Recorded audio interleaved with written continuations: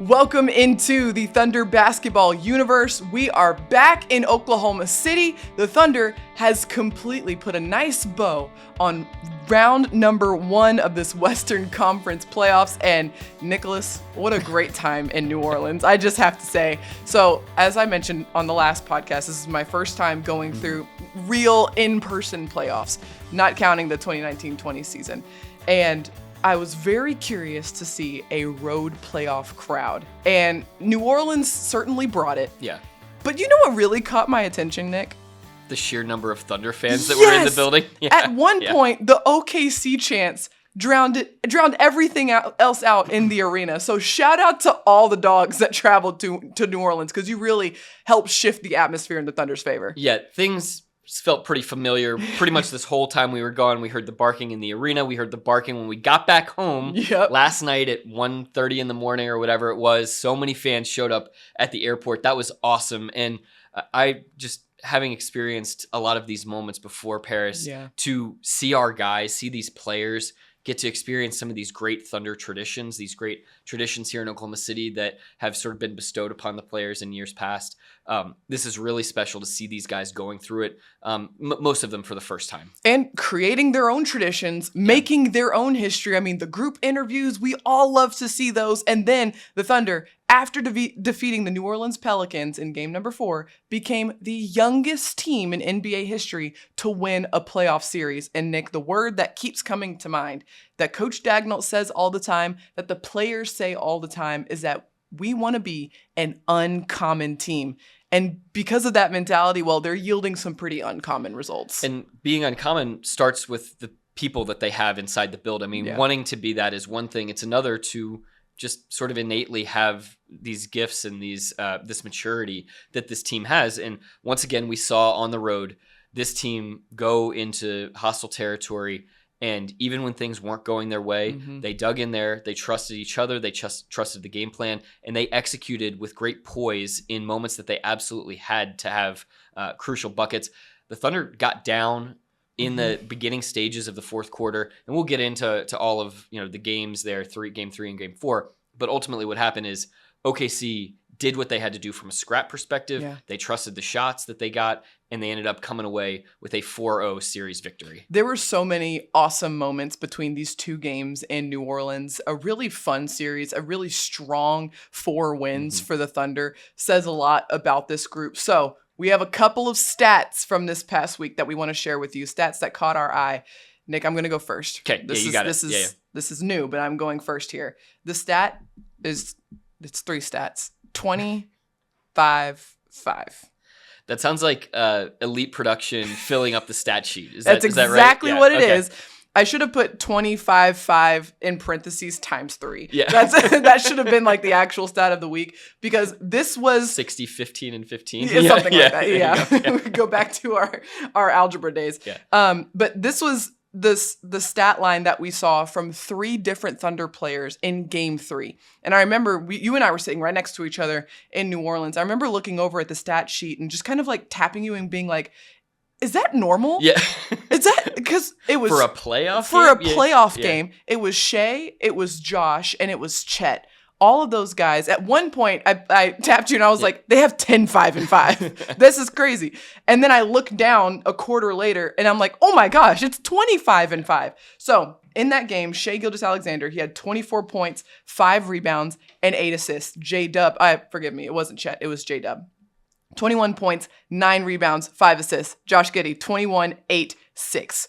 And that is just the second time in OKC history that 3 players have had at least 25 and 5 in a single game. Yeah, incredible balance that this Thunder team is able to create. And that was the name of the series on the offensive end, because this New Orleans team came in, even without Zion Williamson, as one of the very best defensive teams in the playoffs. They have the range, they have the size, they have the physicality really at all spots across their 5-man units to really bother teams defensively. When you think about Herb Jones and Trey Murphy, Valanciunas and Nance and what they're able to do. Ingram is extremely long as well. And so what the Thunder did is, instead of kind of jamming their head into the wall against that defense. They just tried to spread the ball around. They just tried to execute. Shea got out of double teams. J-Dub got out of double teams.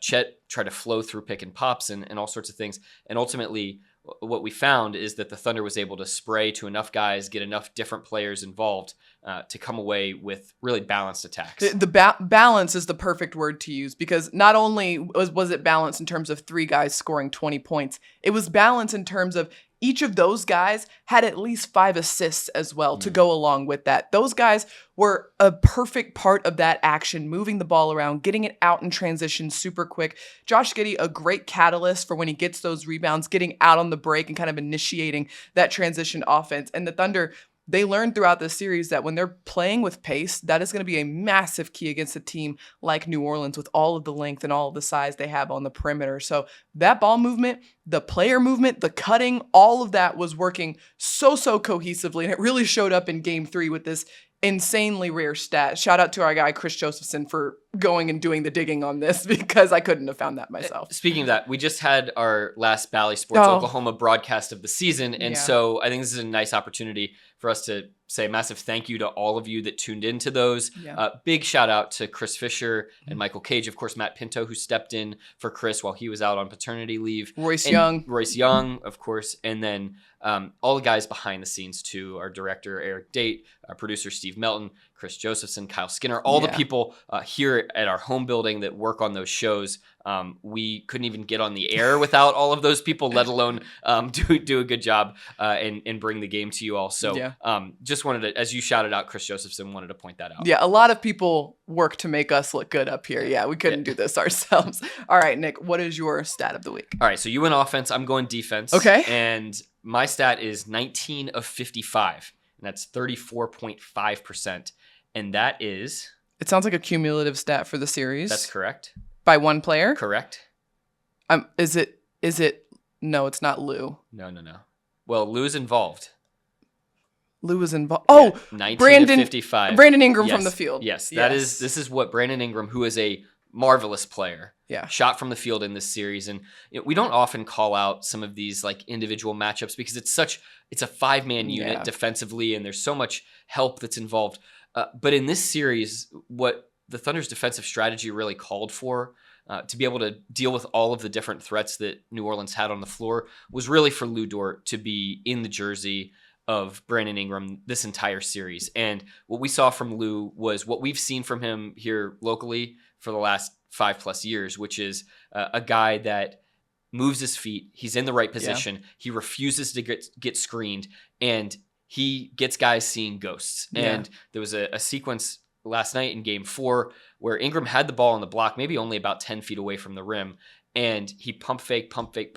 Lu had his hands down by his sides the whole time, but what Lu had done throughout the course of that series caused Ingram to not even take a shot there. He had a wide open bank shot right there for him. Instead, he kicked the ball across court into the corner, and I thought it was so indicative of the way that Lu was able to hold Ingram to just a really inefficient series, and that in turn really bogged down New Orleans offense. I'm going to use a Michael Cageism that I think is appropriate for the way Lu Dort defended Brandon Ingram. Yeah. And he was draped all over him like a cheap suit. Like, truly, it felt like it was just so difficult for Brandon Ingram to get a clean look. And yeah, he knocked down some shots. Lu had to take a couple of punches in terms of, BI just doing BI things, but it was never consistent. It was never to a point where Brandon Ingram became a factor really for the Pelicans, which was massive for the Thunder. Another thing about Lu Dort, yes, this is not new. Let's be very clear. Yeah. Let's be very, very clear. When Lu Dort came to the Thunder as a G League player, one of his very first games against Minnesota, the thing that earned him a roster spot with this organization was because he was diving all over the floor for loose balls. He helped the Thunder in that game against Minnesota to go into overtime and win the game. That was a massive, massive stretch for Lu, and he's done that every single game in a Thunder uniform. And so this is no different. What stands out to me, though, is that he always has the assignment of defending the best player on the floor. Bar none, it's no question. Lu, you've got top line of the scouting report. In Game 3, one thing that really stuck out to me, and it showed how much of a motor Lu has, is he's defending BI. This is game 3 of defending Brandon Ingram. That's a lot of work. That is not an easy thing to do. Yeah. And then in the fourth quarter, there's a loose ball. There's a scramble on the floor. It's like right in front of the Thunder bench. And out of nowhere, Lu just kind of like head first dives onto the ball. Like, that is my basketball. Yeah. I don't know where Brandon... It was Larry Nance. Larry Nance on the floor. And so Brandon Ingram wasn't even anywhere in sight. Lu said, loose ball, that's mine. Gets it, leads to a Josh Giddey run-out layup. And for a guy who spends so much energy defending the best player every single night at a high level, to have that much left in the tank, to dive on the floor for a loose ball, that just speaks to the competitive monster that Lu Dort is. That is a quote directly from Mark Daigneault. Yeah, and I think to your point, so perfectly put, is that Lu still, all these years later, is still the guy that's first to the floor. Mm-hmm. He's still the guy that gets that loose ball. He had a massive rebound late defensively that just, he comes flying in from nowhere, and it just, okay, this possession that New Orleans thought that they were going to potentially extend is evaporated. It's gone. And I'm going to use another Mark Daigneault quote, which is the word sophisticated. He uses, he likes to say that people are sophisticated competitors. That's the difference between Lu Dort in 2019-20 season when he first came to the Thunder to now, is he still has that same motor, but the sophistication of his competition on the defensive end is at a different level. So he can marry what he does in terms of those hustle plays with this tactical approach to how he's going to deal with Brandon Ingram, the mental warfare that goes in before these series begins, in between the games, during the games, to make sure that he can really try as much as possible to tamp down some of the very best scorers in the entire world. I want to add on this a little bit more, because you and I have seen Lu from the very, very beginning of his career, the undrafted rookie out of Arizona State.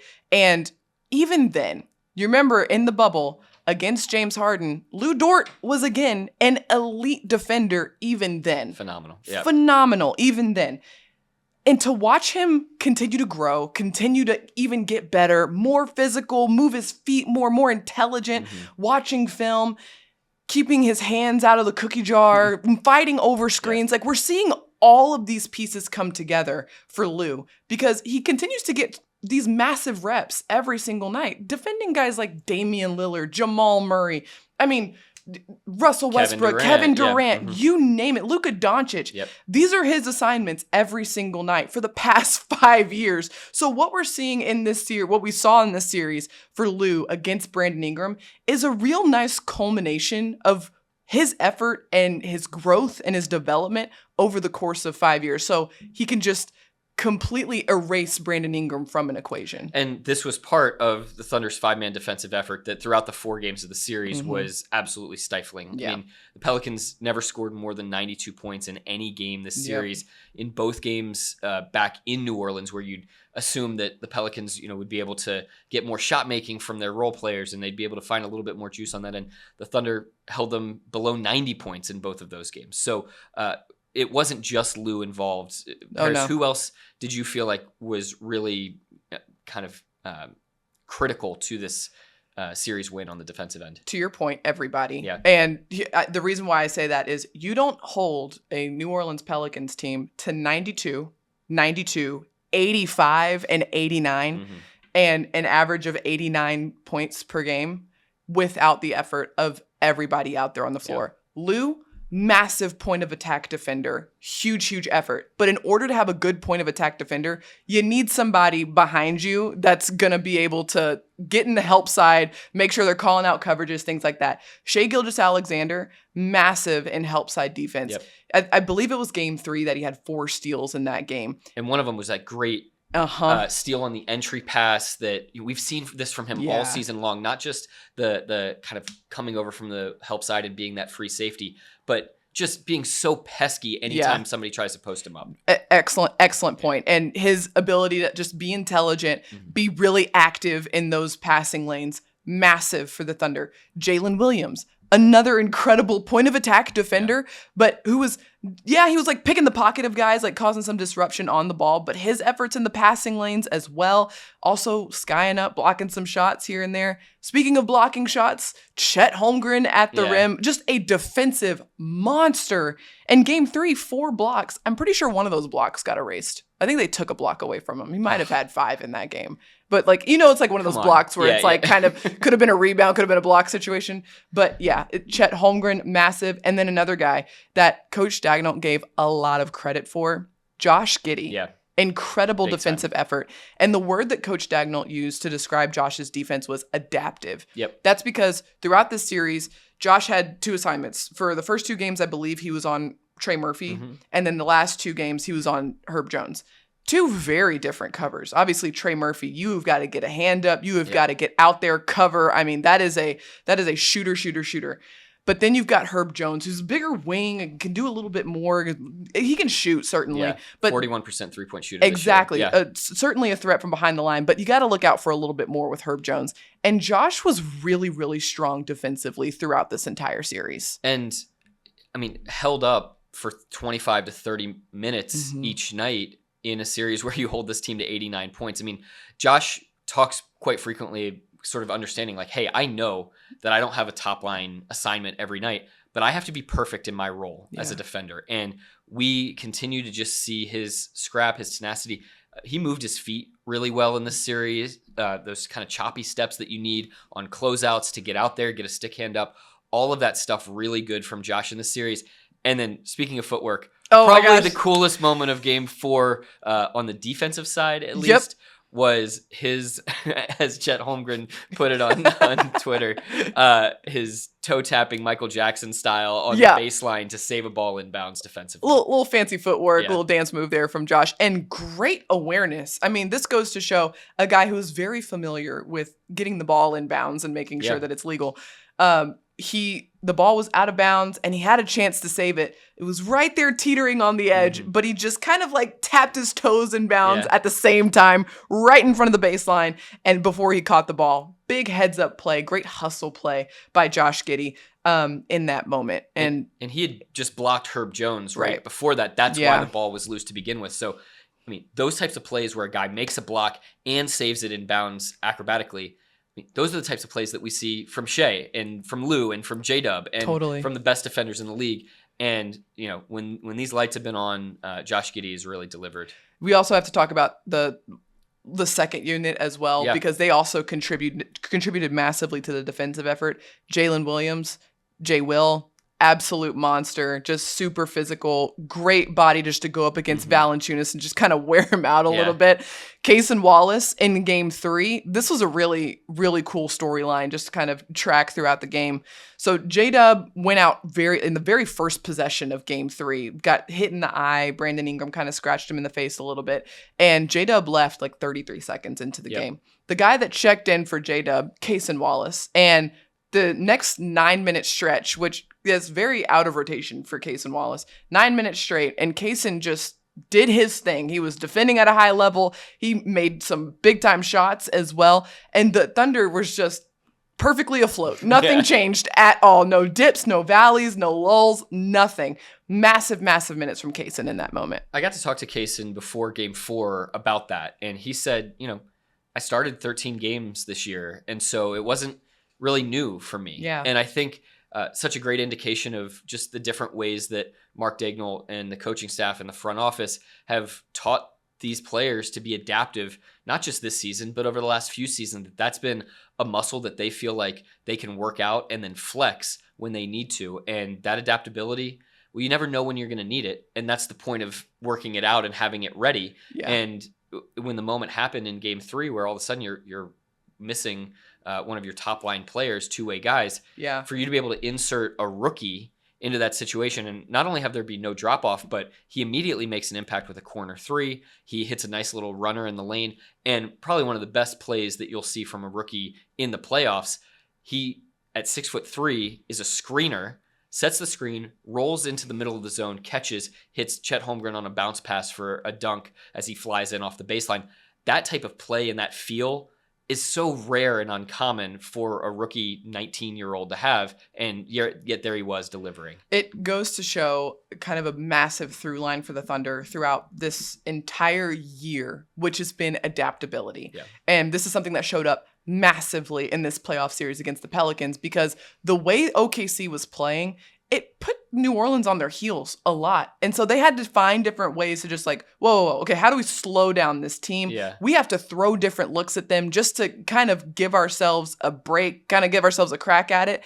And so the Pelicans threw a lot of different looks at the Thunder. They threw a zone, they threw man, they threw different guys on different players, different lineup rotations.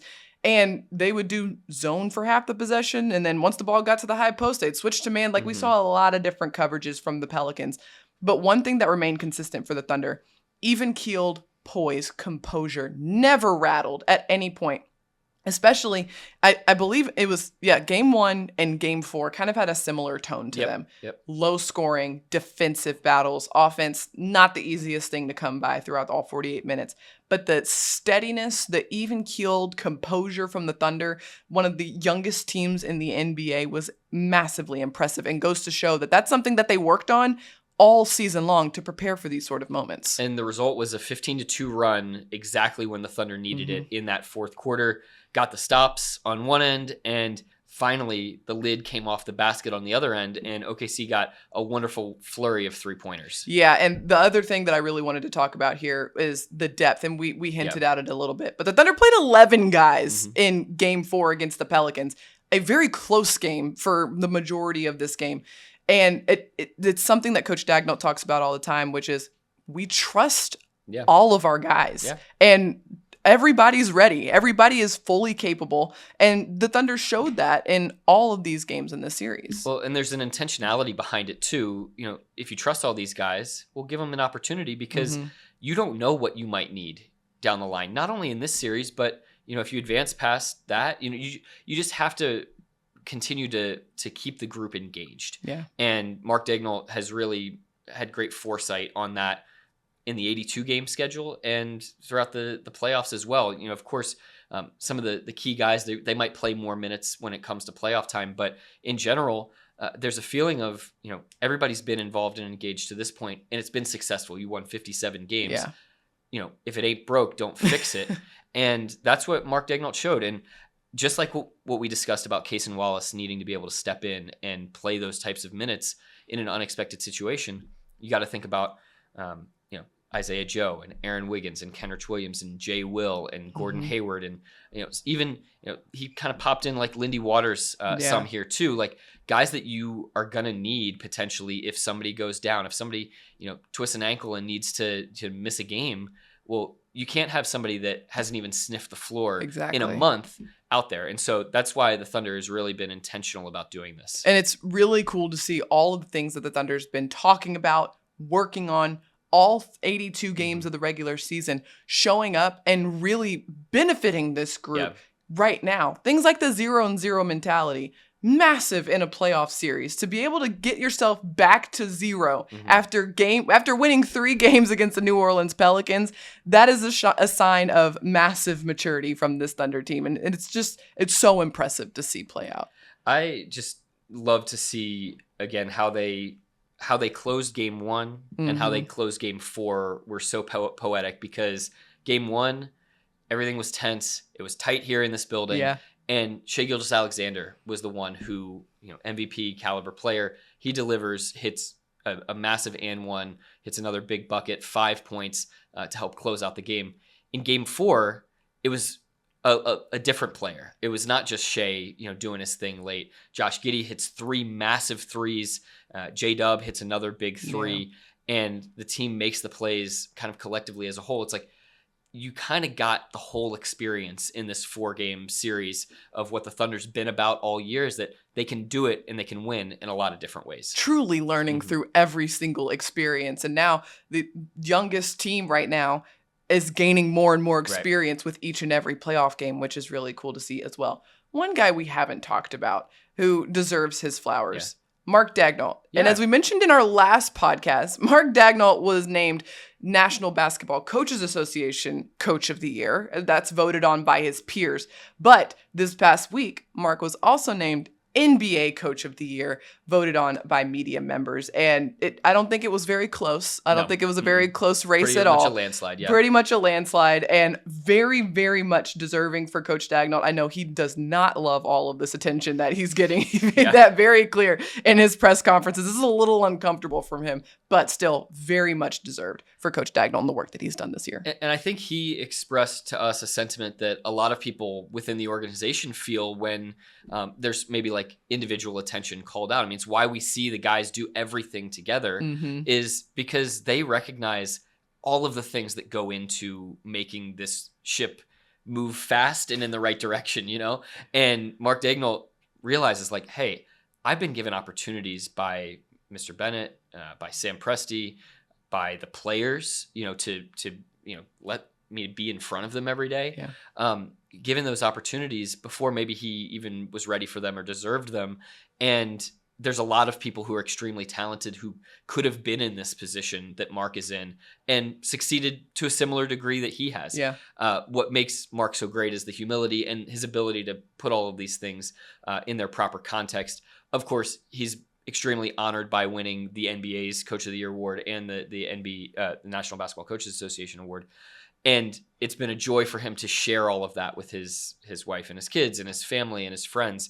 But he just relentlessly went back to the character of the players that he gets to coach every day and the pure like operation that is the Thunder basketball organization to just get everything in line and in order to make his job really focused and streamlined. Right. He pointed out, I believe it was that shoot around, like there's someone backing in the bus right now and loading up all of our equipment right now for these guys to get back to the hotel and just focus on resting and getting ready for the game. So a lot goes into having a streamlined organization, a streamlined team, and a highly functioning team like the Thunder. And Coach Daigneault gets a lot of credit for that, but a lot goes into that. Yeah, and just one more organizational note. This is now actually now 3 consecutive Thunder coaches who have been given a Coach of the Year award. So Scott Brooks, Billy Donovan, and Mark Daigneault all received either the NBA Coaches Association Coach of the Year award or the NBA's Coach of the Year award. Just really, really cool through line for this organization, and says a lot about the people that this group chooses to bring into this building. I mean, it was really cool also post-game after Game 4. Mark walks into the press conference, and in my head, I'm like, I mean, maybe he just wanted to shower before he touched it. It looks a little different. Hair was really wet. I think he changed clothes maybe. And we learned that the players just completely dunked him as soon as he walked into the locker room. Massive water shower. J-Dub and Shea saying, it was water. It should have been Gatorade. We should have thought ahead and used Gatorade. But it was cold water. That much we do know. I'm sure Mark was happy that it was water, given that he was going to have to go get on a 2-hour flight after that. I'm sure he didn't want all that sticky Gatorade all over him having to hop on that flight. Yeah. Not great, but very much deserved for Coach Daigneault. And just a really fun series, impressive series, business-like approach by OKC. If you're asking what's next, well, we're asking the same thing. We're hanging out waiting just like you. We're chilling. Now we wait. All we do know is that the Thunder has advanced to the Western Conference semifinals and will have home court advantage. Massive. Very cool. So be sure to stay locked. OKCThunder.com, at OKC Thunder on all social channels. If you got the Thunder app, download that. Make sure you got that downloaded and check into that as well to keep up to date on the date and the time of Game 1 of the Western Conference semis. Should be really fun. Yeah, and we know that the opponent will either be the Dallas Mavericks or the LA Clippers. Those two teams in the middle of a very heated battle in their first round series. Is tied 2-2 right now. So should be fascinating to watch that one unfold. Great for this Thunder team to be able to sit back, get some rest, recover from what was a very physical series with New Orleans. And then just kind of like as it headed into the first round, get a chance to sort of absorb by osmosis what's going on, and then get into that, kind of every other day rhythm of playing a series once it finally comes. Yeah, the rest is going to be really great for the Thunder, and they will be ready to rock and roll whenever game 1 rolls around here in Oklahoma City. Let me tell you something right now. I am so excited to have Paycom Center rocking like we saw it in round 1. Oh my gosh. Let's run it back. Let's do it. Let's run it back. All right. That wraps us up here on the Thunder Basketball Universe podcast. Thank you so much for watching and listening. Be sure to like, rate, and subscribe wherever you get your podcasts. Thank you so much to our producer, Matt Bishop. And until next time, Thunder up and catch you later.